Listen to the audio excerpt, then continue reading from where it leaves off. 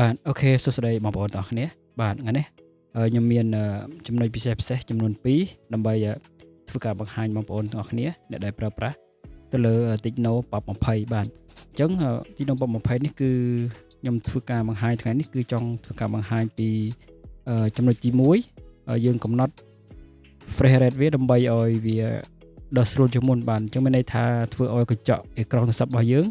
វាដល់ស្រួលជាងមុនបងប្អូនបាទហើយមួយចំណុចទៀតយើងធ្វើការ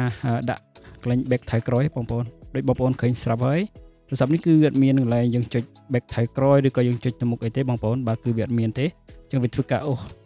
ដូច iPhone បាទអញ្ចឹងថ្ងៃនេះខ្ញុំសូមមកធ្វើការបង្ហាញពីចំណុចដើម្បីធ្វើការចែកម្លែកបងប្អូនទាំងអស់គ្នាបាទអញ្ចឹងចំណុចទី1ខ្ញុំធ្វើការចូលទៅកំណត់refresh rate មុនអូខេយើងចូល setting មកបាទបន្តមកទៀតយើងធ្វើការចូលពាក្យ display and brightness នេះមកបាទអូខេចូលជើងមក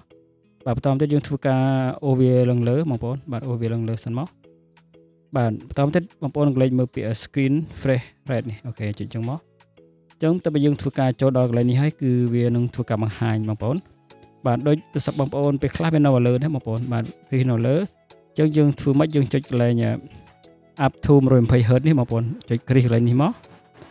បាទចុចកន្លែងនេះហើយយើងធ្វើការ back ថយក្រោយមកបាទអញ្ចឹងមានន័យថាអេក្រង់ទូរស័ព្ទដៃរបស់យើងគឺវាឡើងដល់ 120Hz អញ្ចឹងគឺ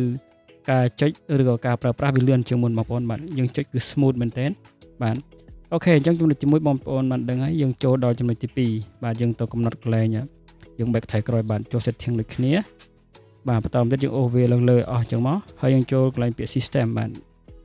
បន្តមកទៀតយើងចុចកន្លែង system នេះយកលើនេះបងប្អូនបាទបន្តមកទៀតយើងជ្រើសរើសយកគ្រីសខាងស្ដាំនេះមកបាទអូខេចុចចឹងមកអូខេអញ្ចឹងវានឹងធ្វើការបង្ហាញវាមានពីរជម្រើសសម្រាប់យើងអាចយកក្រោមក៏បានយកលើក៏បានបងប្អូនបាទអូខេអញ្ចឹងខ្ញុំសុំយកលើហើយវានឹងធ្វើការបង្ហាញនៅរបារខាងក្រោមនេះបងប្អូនបាទវាមានកន្លែង back កន្លែង clear ហើយនឹងចុចផ្ដាច់កដាលអូខេ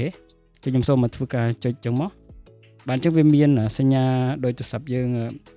ប្រើរាល់ដងបងប្អូនបាទអូខេអញ្ចឹងវីដេអូថ្ងៃនេះគឺមានតែប៉ុណ្្នឹងទេបងប្អូនអញ្ចឹងចាំជួបគ្នានៅវីដេអូក្រោយបន្តទៀតបាទអរគុណ